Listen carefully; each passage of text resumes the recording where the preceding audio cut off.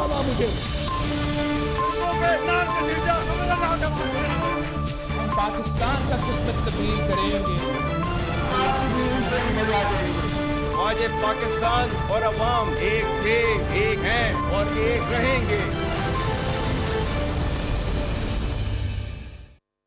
जी अस्सलाम वालेकुम। प्रोग्राम में आज एक ही मुद्दे के हवाले से बात करेंगे। 1 पॉइंट एजेंडा। पाकिस्तान ने भारत को तबाह करके रख दिया है, चेकमेट किया है आज पाकिस्तान ने भारत को, और तमाम तर वो सबूत सामने रख दिए हैं कि भारत किस तरह से सरहद पार क्रॉस बॉर्डर रियासती दहशतगर्दी स्टेट स्पॉन्सर्ड टेररिज्म में मुलव्विस है। DGISPR लेफ्टिनेंट जनरल अहमद शरीफ चौधरी ने अब से कुछ देर पहले प्रेस कॉन्फ्रेंस की है, एक बहुत significant and explosive press conference, जिसमें नाकाबिले तरदीद शवाहिद के साथ विद इररिफ्यूटेबल एविडेंसेस उन्होंने ऑडियो वीडियो हर किस्म के और इसके अलावा भी बेतहाशा शवाहिद के साथ DGISPR ने वाज़ेह करके रख दिया कि किस तरह भारतीय फौज के हाजिर सर्विस अफसरान पाकिस्तान में दहशतगर्दी करते हैं। सिर्फ बलूचिस्तान में नहीं, खैबर पख्तूनख्वा में नहीं, बल्कि पंजाब में ऑडियोज़ भी चलवाकर दिखाई गई, सुनवाई गई, वीडियो सबूत भी दिखाए गए। वो तमाम नेम किया गया उनको, उन तमाम दहशतगर्दों को, उनके स्पॉन्सर्स को, भारतीय फ़ौज के उन तमाम अफसरान को, एक सूबेदार चकवंदर और इसके अलावा एक और भारतीय फ़ौज का हाजिर सर्विस अफसर जो कि पाकिस्तान में दहशतगर्दों को सपोर्ट करते हैं और उनको इस्तेमाल करके पाकिस्तान में दहशतगर्दी की कार्रवाइयाँ करते हैं।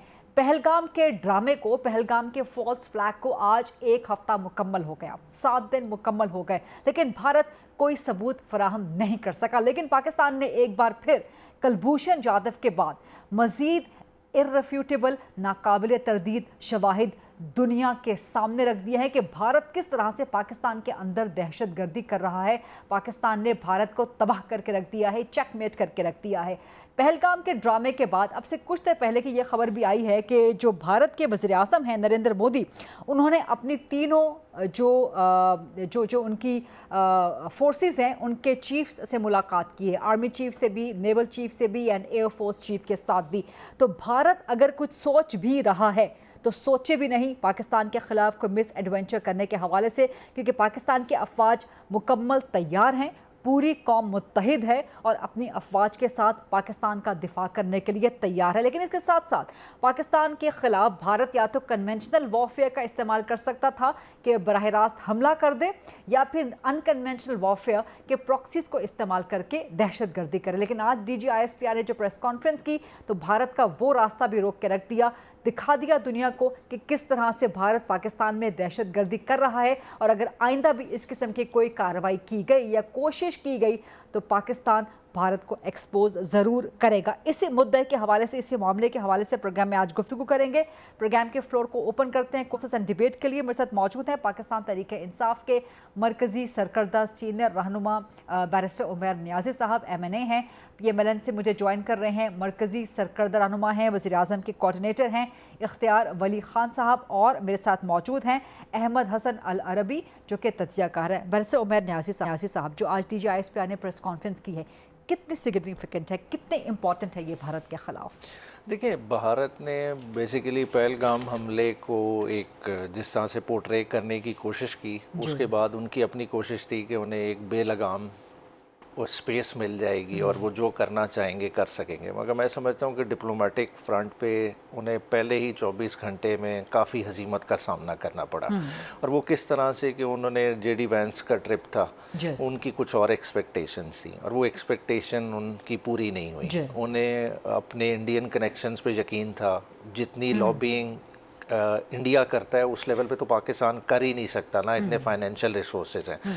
मगर उसके बावजूद भी उन्हें ना एक छोटी सी भी स्टेटमेंट मतलब पाकिस्तान के खिलाफ नहीं मिल सकी। अमेरिका से नहीं मिली। फिर जाहिर बात है कि प्रेसिडेंट ट्रंप का सेकंड टेन्योर है, वो ऑलरेडी इस तरह की सिचुएशन पहले डील कर चुके हैं, तो उनकी तरफ से भी कोई सिग्निफिकेंट बयान नहीं आया। हालांकि उन्होंने जिस तरह का बयान दिया कि जी नेबरिंग कंट्रीज है पहले से लड़ते रहे और ये उन्होंने बहुत ज़्यादा साल पुराना है कश्मीर का, हालांकि उन्होंने इस चीज़ को बहुत ज़्यादा डाउन प्ले कर दिया, तो उस वजह से उन्हें वो वाली स्पेस मिली नहीं। फिर साथ ही साथ जो ओवरऑल जोग्राफी, बरतानिया से नहीं आया कोई बयान पाकिस्तान के खिलाफ, रूस से नहीं आया, यूरोपियन यूनियन से भी नहीं आया। उसके अलावा जो चाइना ने जिस वक्त इंटरवीन किया ना, वो सबसे ज़्यादा जो है ना उनके लिए प्रॉब्लमेटिक बना।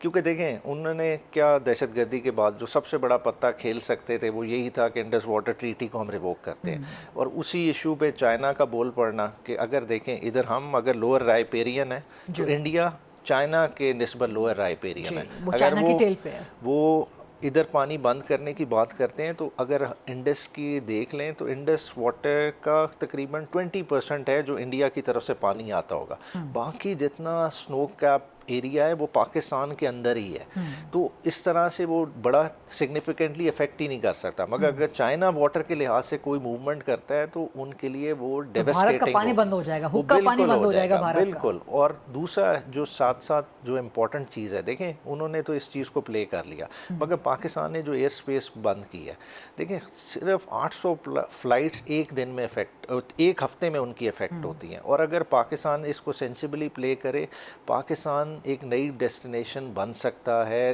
डिफरेंट एयरलाइंस के लिए। मगर बात यह है कि हम माशी तौर पे उस तरह से चीज़ों को अभी प्ले नहीं कर रहे। देखिए हर चीज़ में आपके पास अगर आप समझें प्रॉब्लम भी आए तो उसमें एक नई अपॉर्चुनिटी निकलती है। आप इस वक्त अपने आप को मुल्क को ओपन अप करें, देखें जो एयरलाइंस इस वक्त लैंड कर रही हैं अगर इंडिया में कर सकती हैं तो पाकिस्तान में क्यों नहीं कर सकती? पाकिस्तान उनका स्टॉप ओवर हो सकता है। अगर इस एयर स्पेस बंद करने से अगर इंडिया का ट्रैवल टाइम 2-2.5 घंटे इंक्रीज़ कर सकता है, अगर जो फ्लाइट कराची रुके लाहौर रुके उसका एयर टाइम बच सकता है।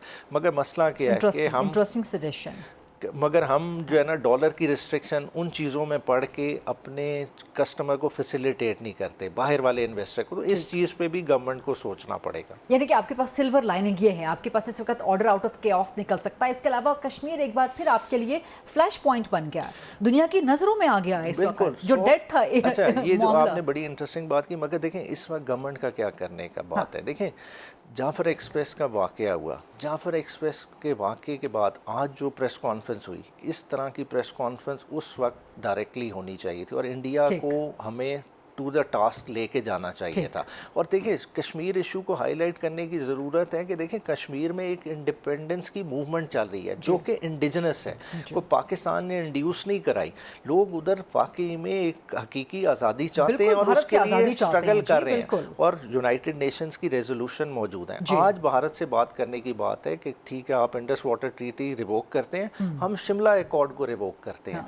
Kashmir it's no longer a bilateral issue, it's an international issue, और इसको इंटरनेशनली टेक अप करना चाहिए। और मैं समझता हूँ कि कश्मीरी अवाम को, कश्मीरी लीडरशिप को इसमें ऑन बोर्ड लें तो मेरे ख्याल से इसमें बहुत बेहतर नताइज पाकिस्तान के लिए बहुत बेहतरीन गुफ्तगू। बैरिस्टर महर न्याई साहब, मैं आपकी तरफ आऊँगी। अहमद हसन अल अरबी, कहाँ कौन कौन से फ्रंट पे भारत जो है ना अपने मुँह पे कालक बनेगा?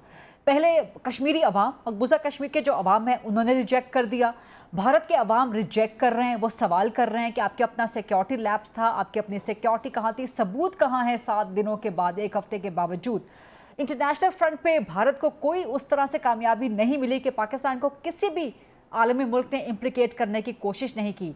भारतीय फौज के अपने लेफ्टिनेंट जनरल, इतने बड़े ओहदे का ऑफिसर, वो कह रहा है कि जी पहलगाम खुद भारत की सरकार ने करवाया, पाकिस्तान ने नहीं करवाया। DGISPR ने आज प्रेस कॉन्फ्रेंस करके रख दी। कहाँ कहाँ भारत शर्मिंदगी का सामना करेगा? इसको शर्म क्यों नहीं आती? और फिर आप जिस तजियाकारों पे पाबंदी लगा दी, यूट्यूब पर पाबंदी लगा दी, पाकिस्तान के मीडिया चैनल्स पे पाबंदी लगा दी। अहमद हसन साहब जी, बहुत शुक्रिया। देखें, सबसे पहले तो भारत का ये जो फॉल्स फ्लैग ऑपरेशन इन्होंने किया, इसका एक कॉन्टेक्स्ट है। इनका जो जंगी जुनून है, इनकी जो जिस तरीके से ये पिछले 3 साल से असलहा खरीद रहे हैं, $100 बिलियन प्लस का असला ये लोग खरीद चुके हैं, जिस तरीके से ये वॉर एक्सरसाइजेस कर रहे हैं पिछले 3 साल से, जिस तरीके का इनका पॉलिटिकल रिटोरिक है, इनके लार्जर प्लान का हिस्सा है पाकिस्तान के ऊपर हमला करना, और ये काफी अरसे से ये अपॉर्चुनिटी का इंतजार कर रहे थे। एक तो जब ये सारी चीजें हो रही थी तो इंटरनेशनल रिलेशंस का एक लॉ है कि जब ट्रूप्स ऑन ग्राउंड मूव कर रहे हैं और उनकी मूवमेंट उसको कॉम्प्लीमेंट कर रही हो वेपन प्रोक्योरमेंट, और उसको कॉम्प्लीमेंट कर रहा हो पॉलिटिकल रिटोरिक, तो इसका मतलब है अ वॉर इज कमिंग।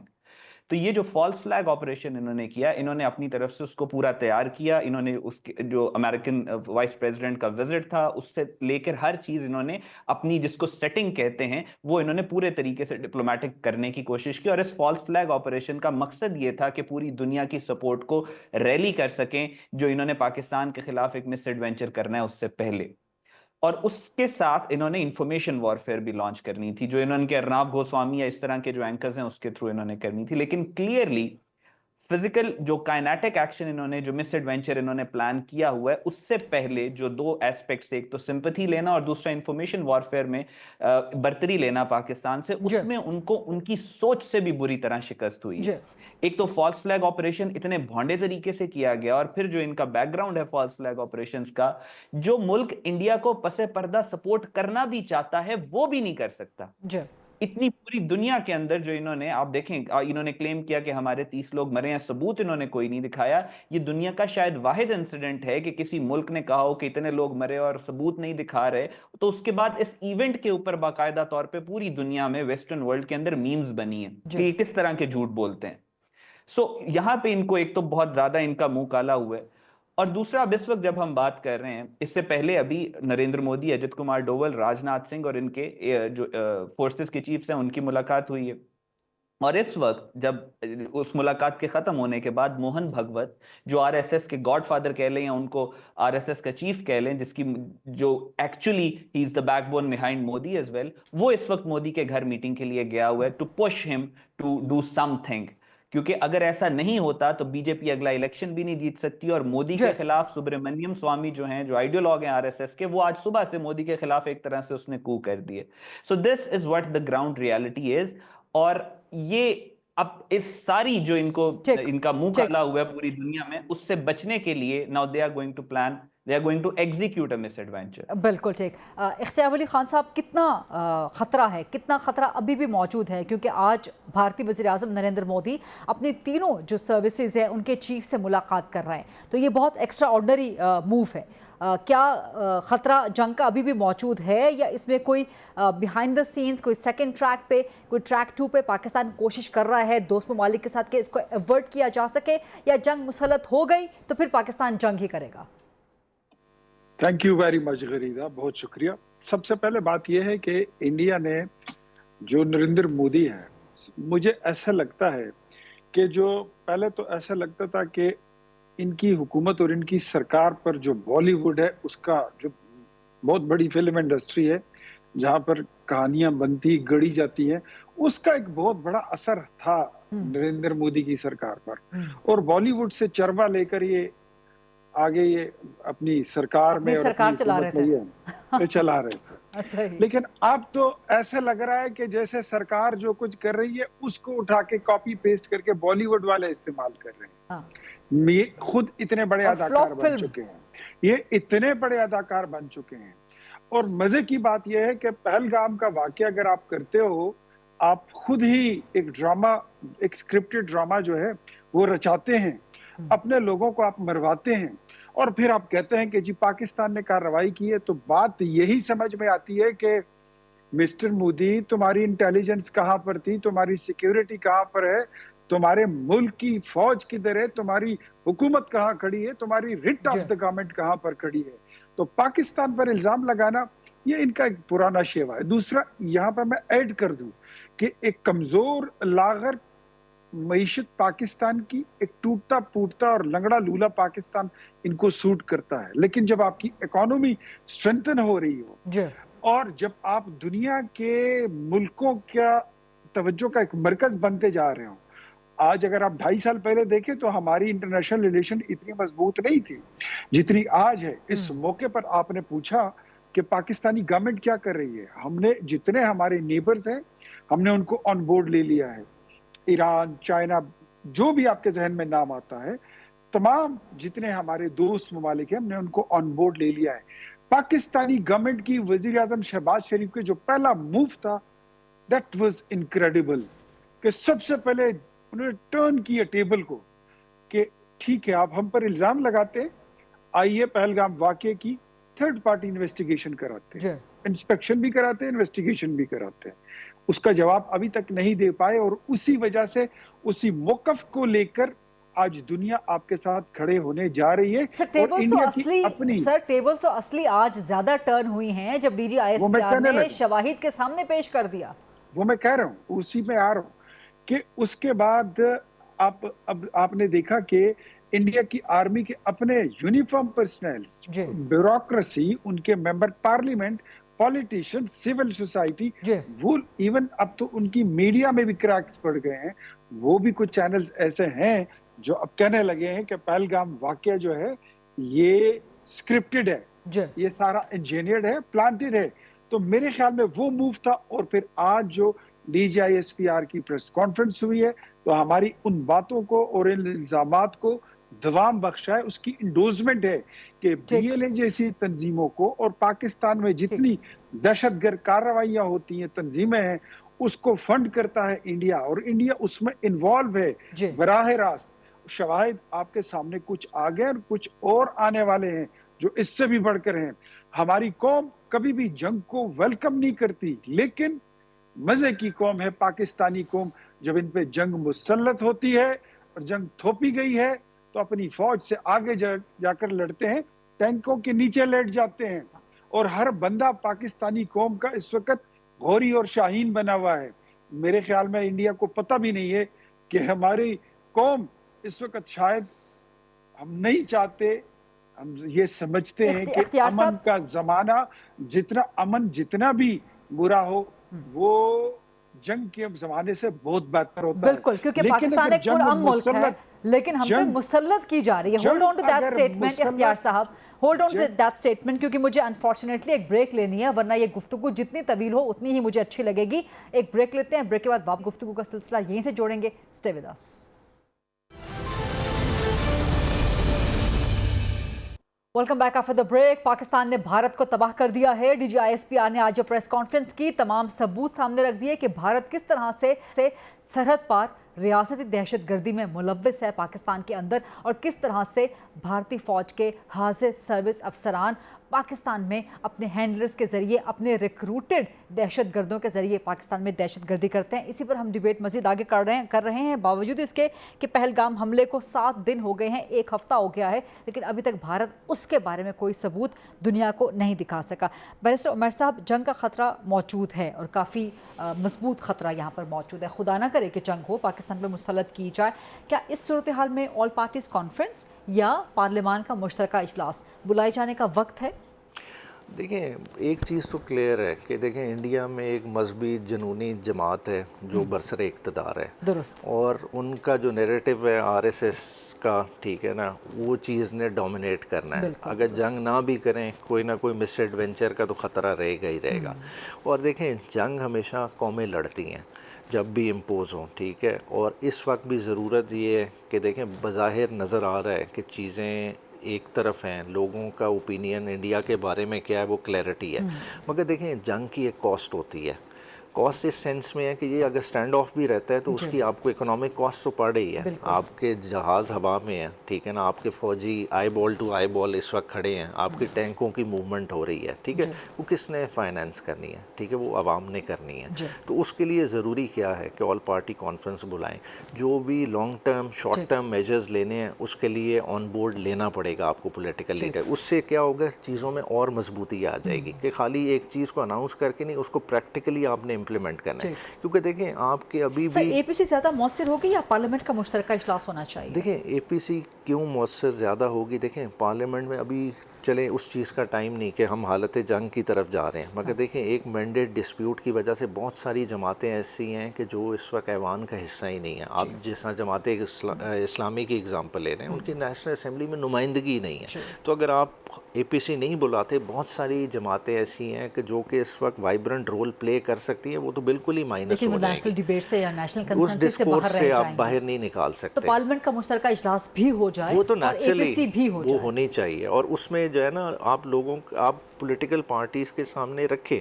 कि डिफरेंट ऑल्टरनेटिव्स रखें कि अगर ये स्टैंड ऑफ की हद तक रहता है तो हम किस हद तक कमिटेड हैं, अगर उससे बियॉन्ड जाता है हमने क्या क्या करना है। क्योंकि देखिए, सियासत भी चलानी है, साथ मईशत भी चलानी है, और मईशत को सबसे ज़्यादा धचका इस टाइम पीरियड में लगेगा। देखें, क्योंकि देखें, हमारा एक हम इकोनॉमिक माइट की बात करें, इंडिया की वो कॉस्ट नहीं है जो हमारी इस वक्त कॉस्ट है। हम उस कॉस्ट को नहीं बेयर कर सकते। हम उन कॉस्ट को तब बेयर करेंगे जब हमारी एक सेंस ऑफ डायरेक्शन बरकरार रहेगी, और उस सेंस ऑफ डायरेक्शन को बरकरार रखने के लिए ये बहुत ज़रूरी है। तो आप MNA हैं, कौमी असेंबली का इजलास कब होने जा रहा है? 5 की शुनीद है, ठीक, कि मंडे से। आप क्या समझते हैं कि उसी रोज मुश्तरका इजलास कॉल कर लिया जाए या असेंबली में डिबेट हो जाए? बिकॉज सेनेट में तो हो गई है, सेनेट में हो गई है। मंडे मेरे ख्याल से 1-2 दिन चल रहा था, उसके बाद अगर जॉइंट इजलास भी करा लें तो उसमें मेरे ख्याल से कोई मुज़ायका नहीं। और कोई एपीसी कॉल होती है या पार्लियामेंट का मुश्तरका इजलास, तो जिस तरह एक गुज़श्ता इजलास के हवाले से पीटीआई ने डिमांड रखी थी कि इमरान खान को शामिल किया जाए,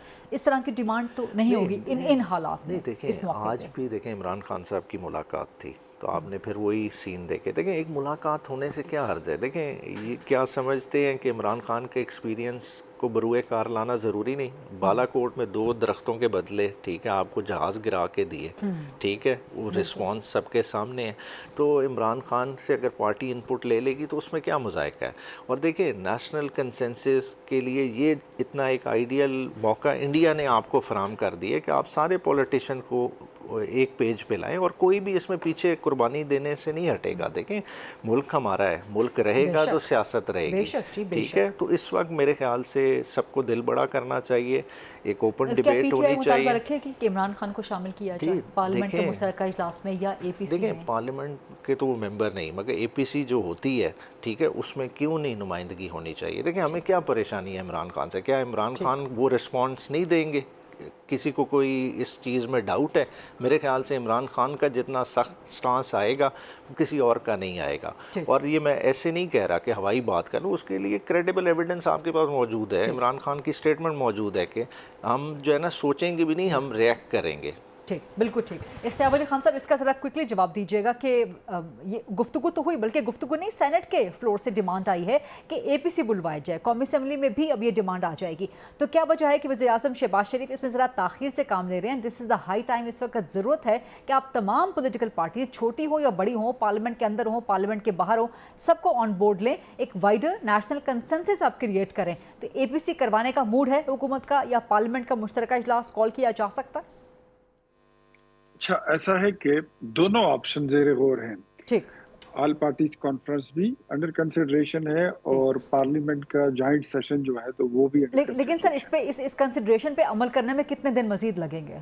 नहीं लगेगा, इतना टाइम नहीं लगेगा, ये बड़ा जल्दी जो है डिसीजन ले लिया जाएगा। ठीक। और जहां तक आपने बात की इमरान खान साहब की, तो देखिए मेरे ख्याल में अगर पीटीआई ये स्टांस ले ना कि ये अनकंडीशनली नेशनल सिक्योरिटी के मामलात पर इकट्ठे हो जाएं और हुकूमत की और पाकिस्तान के साइड पे खड़े हो जाएं, तो हम या फिर मुस्लिम लीग नून हो या हमारे इत्तेहादी हो या हमारी वफाकी हुकूमत हो, वो फिर खुद देखेगी कि जिस मौके पर इमरान खान की जरूरत हुई तो शायद आपके मुतालिबे के बगैर, और वो ज्यादा बेहतर भी होगा और ज्यादा खूबसूरत भी होगा कि आप मुतालिबा ना करें और हम उनको ले आए, लेकिन कंडीशनलाइज करके के we will support you if you will bring our कैदी out, तो ये मेरे ख्याल में अच्छा नहीं लगता। ये इस मौके की नज़ाकत भी है, यहाँ पर अपने पॉलिटिकल स्कोर जो है वो सेटल करने का ये मौका भी नहीं है ना। मतलब हमेशा इस तरह की बात नहीं करनी चाहिए कि कभी नेशनल सिक्योरिटी कमेटी की मीटिंग आ जाए, जाफर एक्सप्रेस का वाकया हो, उसमें आप उसको कंडीशनलाइज कर दें कि कैदी नंबर 804 को जो है तो बाहर निकालें, वो आप छोड़ दें। आप पाकिस्तान के साथ खड़े हो, बाकी फिर हम में इतने लेकिन आप भी तो कंडीशनल कर रहे हैं ना कि जी आप ये कहें, पीटीआई ये कहे और ये ना करे, तो फिर हम भी सोच सर ये कंडीशनल नहीं होना चाहिए, इसको छोड़ दीजिए, ये मौका, ये हालात ऐसे नहीं है मामलात का। इस तरह नहीं है, मैंने कहा कि सबको अपने सियासी मफादात को एक साइड पर रखकर इस वक्त बिल्कुल मुल्की मफादात पाकिस्तान है जी, इस वक्त के झंडे के नीचे खड़े हो जाए, बिल्कुल जी। फिर आप ये हम पर छोड़ दें, हम अपने ज़र्फ का मुजाहरा फिर कर लेंगे, लेकिन आप इस वक्त चीजों को मशरूत या कंडीशनलाइज अगर करेंगे तो इसका मजा नहीं आएगा। चलें, अगर एपीसी कॉल होती है तो बैरिस्टर उमैर साहब की जो पार्टी है वो फिर आपके सियासी ज़र्फ को जो है मद्देनजर रखेगी भी। अहमद हसन अलअरबी, आप क्या समझते हैं कि इस वक्त वक्त है, पाकिस्तान के पास इतना वक्त है कि हम एपीसी कॉल कर सकें, फटाफट फौरन पार्लियामेंट का मुश्तरका इजलास कॉल कर सकें? बिकॉज अगर जंग मुसल्लत हुई और भारत का जंगी जुनून कुछ भी एक्सपेक्ट किया जा सकता है, वो इंतज़ार नहीं करेगा किसी भी मामले का, आप एक्सपेक्ट कर सकते हैं कि एपीसी या मुश्तरका इजलास हो, और क्या उसमें इमरान खान की शिरकत होनी चाहिए? देखें, एक मैं ऑनेस्टली आपसे एक बात करूं कि हमारी शायद जो बातें मैं यहाँ पे सुन रहा हूँ, हमारी शायद पॉलिटिकल पार्टीज़ हैं वो डाउन प्ले कर रही हैं, शायद उनको ग्रेविटी का अंदाजा नहीं है कि इस वक्त हो क्या रहा है। इस वक्त इंडिया की तरफ से जो तूफान उठने वाला है और ग्राउंड के ऊपर इस वक्त क्या हो रहा है, पूरी अवाम जो पिछले 2-2.5 साल का प्रोपेगेंडा चल रहा था कि फौज और अवाम के दरमियान में एक एक डिवाइड क्रिएट करने का, इस वक्त ग्राउंड के ऊपर अवाम सब कुछ छोड़कर अपनी फौज के पीछे खड़ी है। आप ये टेक्निकली स्टेटिस्टिकल एनालिसिस कर ले, हमारा तो क्योंकि काम है ये करना, सेंटिमेंट देखना, तो हमें इस बात का इस बात का एविडेंस और डेटा मौजूद है कि अवाम खड़ी हुई है। अब ये पॉलिटिकल पार्टीज आपस में किसी सेटिंग पे नहीं आती तो अवाम इनको इरेलेवेंट कर देगी, क्योंकि जब इंडिया की तरफ से तूफान आएगा तो फिर तो नहीं देखा जाएगा कि कौन सी पॉलिटिकल पार्टी है कौन सी नहीं। ऑटोमेटिकली सेंटर ऑफ ग्रेविटी वैसे ही पाकिस्तान की अफवाज है, और जब इंडिया अटैक करेगा तो जाहिर है हर कोई उनके पीछे खड़ा होगा। सो अभी इस बहस में कि क्या इसका ऑपरेशनल डिटेल होगी क्या नहीं होगी, किसको छोड़ना है किसको निकालना है, जैसे कि बात हुई, अनकंडीशनली इन सबको साथ खड़ा होना पड़ेगा। अगर ये इसमें देर करेंगे तो अपना नुकसान करेंगे, खुद इरेलेवेंट होंगे। Right, on this note, on this point, let's take a short quick break. वापस आते हैं, डिबेट को यहीं से कंटिन्यू करते हैं। मजीद चीजें पाक भारत तनाव के हवाले से, पहलगाम ड्रामे के हवाले से, DGISPR की आज की प्रेस कॉन्फ्रेंस के मुतालिक मजीद गुफ्तगू करेंगे, सवाल जवाब करेंगे, डिबेट करेंगे after short break. Stay with us.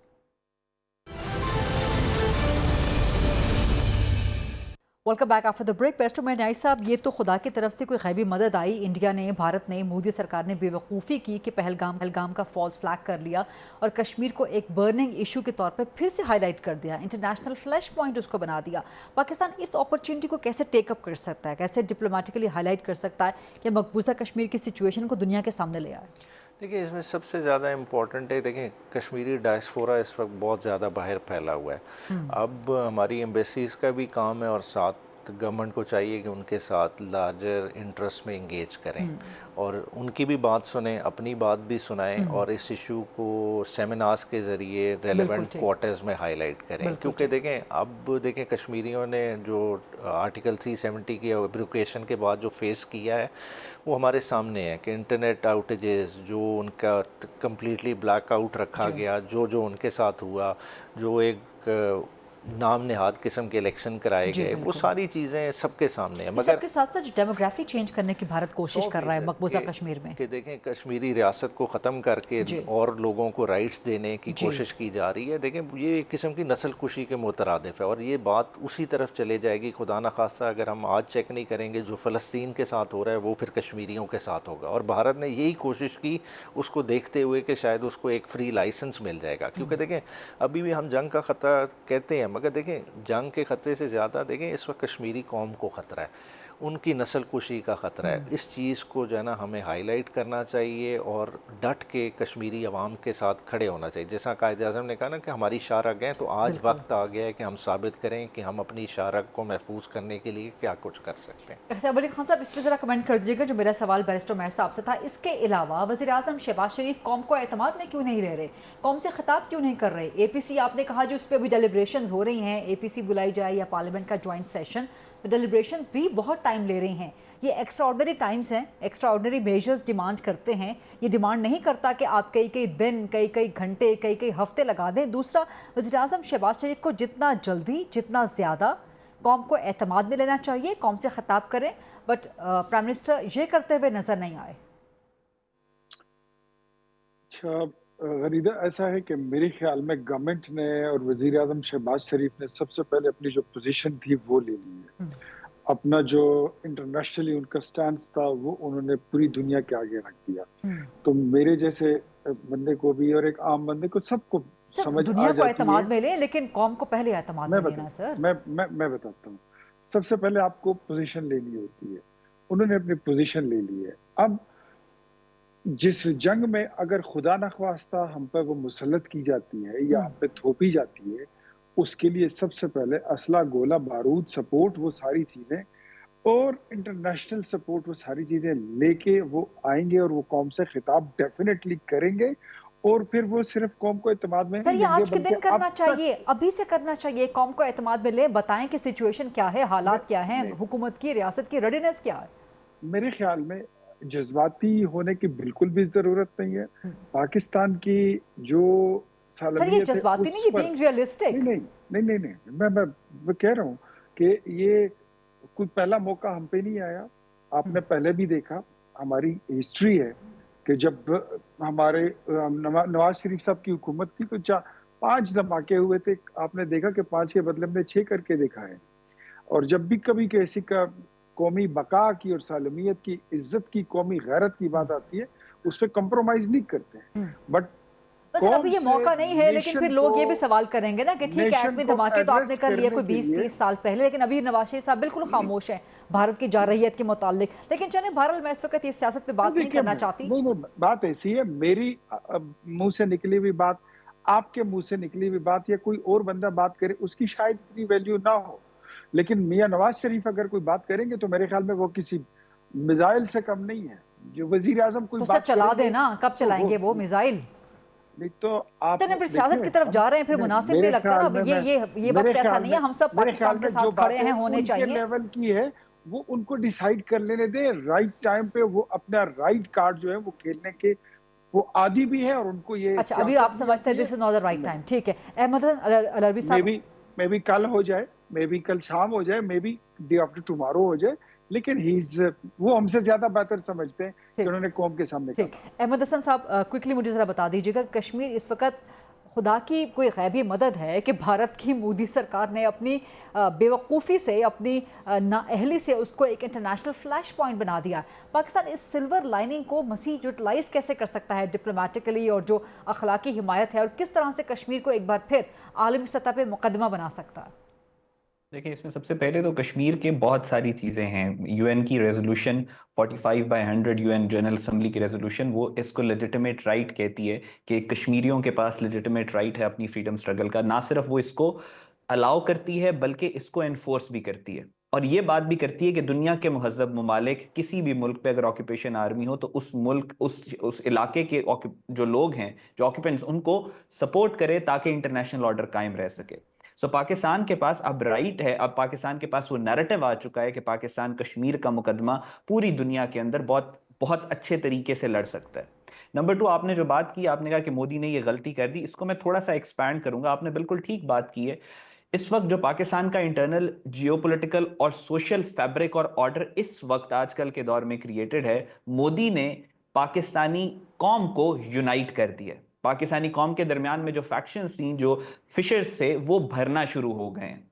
On the other hand, Modi, जो इंडिया की इंटरनल पॉलिटिकल डायनामिक्स हैं, जियोपॉलिटिकल और सोशल डायनामिक्स हैं, if Modi goes for a war, अगर ये वॉर मॉन्गरिंग और ये वॉर रेटोरिक और हिस्टीरिया ये ज्यादा करते हैं, they go for a misadventure, तो इंडिया के अंदर जो फिशर्स हैं, चाहे वो नागालैंड हो, मणिपुर हो, आसाम के अंदर आज़ादी की तहरीकें हो, अरुणाचल प्रदेश हो, खालिस्तान की तहरीक हो, मार्क्सिस्ट माओइस्ट मूवमेंट हो, रेड कॉरिडोर हो, साउथ और नॉर्थ के अंदर डिवाइड हो, चाहे वो चिकन नेक का 12 किलोमीटर का सिलीगुड़ी कॉरिडोर हो, वो हर जो फिशर है, हर जो दरार है, वो बढ़ना शुरू हो गई है। So it's a very God gifted opportunity for Pakistan कि पाकिस्तान डिवाइड होता जा रहा है और इंडिया, पाकिस्तान जो है वो यूनाइट होता जा रहा है और इंडिया मजीद डिवाइड होता है। On this note, thank you very much Ahmad Hasan Al Arabi साहब, इख्तियार वली खान साहब, बैरिस्टर मैड न्याय, सबका बहुत बहुत शुक्रिया।